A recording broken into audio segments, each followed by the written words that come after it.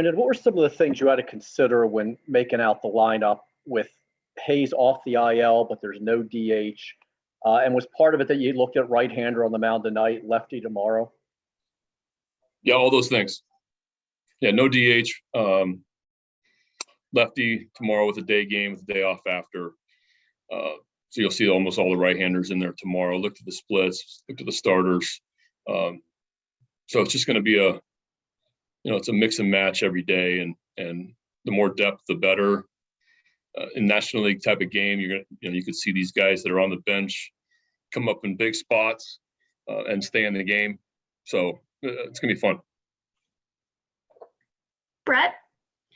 Hey, Brandon. Matt Harvey's giving you a chance to win pretty much every timeout. What's one thing or two things he could do to maybe go a little deeper into games? Well, I thought he threw the ball great last outing. I thought we didn't help him out much, to be honest with you. I thought there was a couple of plays defensively that didn't allow him to go past 5 and maybe into the 6th or even the 7th. But Matt's been throwing strikes. His fastball velo is ticked up. I think his overall stuff has improved every time out. He's added that 2-seamer to get some ground balls and make it tough on some right-handed hitters by being able to dive in the ball down and in on them. The slider's improved. His changeup's been there. So just continue to do what he's doing, continue to build him up, and hopefully play some good defense behind him, and it allows him to go deeper in the game. Stan?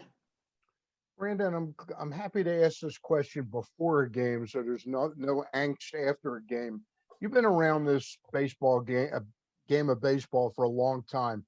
Do you find that our catching keeps the ball in front of them the way a team should? It seems like we give up an awful lot of bases. I know it's a lot of times they're called wild pitches, but are you happy with that aspect of the catcher's job? Yeah, I think those guys are doing a nice job. And I think they're both continuing to improve. I think the wild pitch has, and I don't know, I have no idea what the numbers are, but it's league-wide for me. You see more wild, you see more balls advance. I think stuff has improved with, like, we have some guys that are really tough to catch. Tanner Scott's slider at 93 underneath the zone is not easy to block or anticipate. So it could come from the improved velocity, the uptick in velocity over the years. I think it's a little bit of everything. I think I could probably talk about this for a while, coming from a guy that sat back there. The receiving metrics are different now. So you see all sorts of different setups. Now, there's a lot of one-knee setups around the league because the value of receiving the low strike is so important in a lot of ways. So the traditional block first, receive second with a runner on base. I'm not saying I agree with this, but I'm saying that philosophies have changed from the catching position. Does that make sense? Melanie? Brandon, it's been a different 2 years because it's not a normal move of sending a guy back to the minors. When you reactivate someone, they get to technically stay with you on the taxi or go ultimately to the alternate site. So what are those conversations like now, especially for someone like McKenna, who he still gets to be around everyone right now? He's still getting that experience on the road.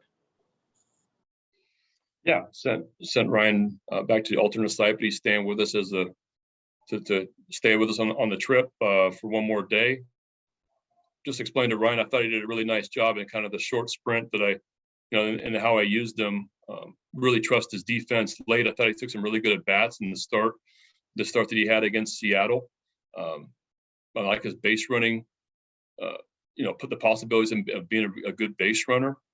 Like I said, I've been using him for late game defense because I do like how he's a center fielder that can play all 3 spots. So it's just one of those things. I mean, it's part of the game.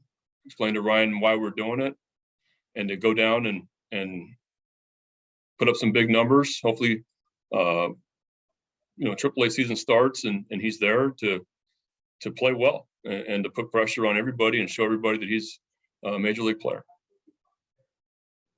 John Mioli? Brandon, to have two lefties who really for the last 2 years in Tanner Scott and Paul Fry have been really reliable and really productive. What does that do to you in game to know that, you know, if you use one night, it doesn't mean you're not going to have a lefty, stuff like that. So just know that there's both of them there doing what they've been doing. Yeah, to have two lefties that can get both side of hitters out in your bullpen is extremely valuable. And both those guys are getting left-handers and right-handers out. Paul Fry, his last couple outings, has been dominating. Tanner's had a little bit of bump in the road his last couple of outings, but really threw the ball well his first few outings out of the pen. I have a ton of confidence in both those guys. Paul Fry was up to 96 his last time out, 96 with a really good slider. So to have two guys down there, if I use one and I don't want to back-to-back him, I can use the other one the next day is, it's a luxury. Viv? Hey, Brandon, this might be cliche or there might be truth to it. We often say that the start of the season, the pitching is ahead of the hitting. Is that true in your observation, or at least this year, what do you observe relative to pitching being a little dominant? I think right now it is. And I don't know if it's because of the year or not. But I do feel like the pitchers are ahead in a lot of ways. I think as it warms up, it'll even out. Steve? Brandon, team-wide, do you think there has been less chasing by the hitters lately? If so, what brought it about and what could it mean for you? I think we still have a long way to go with that. I'd like to see us manage the strike zone a lot better offensively. We have a lot of young hitters, a lot of guys that haven't walked really in their careers. And we do tend to get over anxious at the plate, kind of get into pitchers' counts early. And that's just something that you continue to talk about, continue to work on.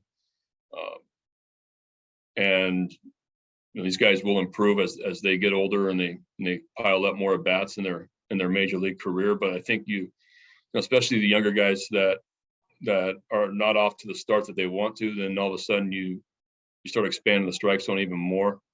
You're a little bit more uncomfortable at the plate. And I feel like that we've done that quite a bit first couple of weeks. I really like to see us shrink our strike zone, honestly, early in the count. And start getting in better hitters counts and not chase the slider down early or getting ourselves out early. But it's also, I watch a lot of other games too. It's a league-wide thing right now. And I think that the pitching is really good. The stuff is really good around the league. And guys just are gonna have to dial in a little bit and try to get some hitters counts. Todd? Hey, Brandon. With Hayes back in the mix, he seems to be a guy that gets acclimated pretty quickly. How are you going to manage that outfield rotation? You got a plan for getting guys off, and how are you going to keep all these guys involved? Yeah, I think it's going to be easy. I wish to have four guys that you want to play it's a good thing, and guys need days off. There's might be some matchups that I don't want to play somebody on that night, but rather play the other three, that sort of thing. But they'll all play. The DH with being in the American League, that's very helpful. So all these guys are going to get a ton of playing time.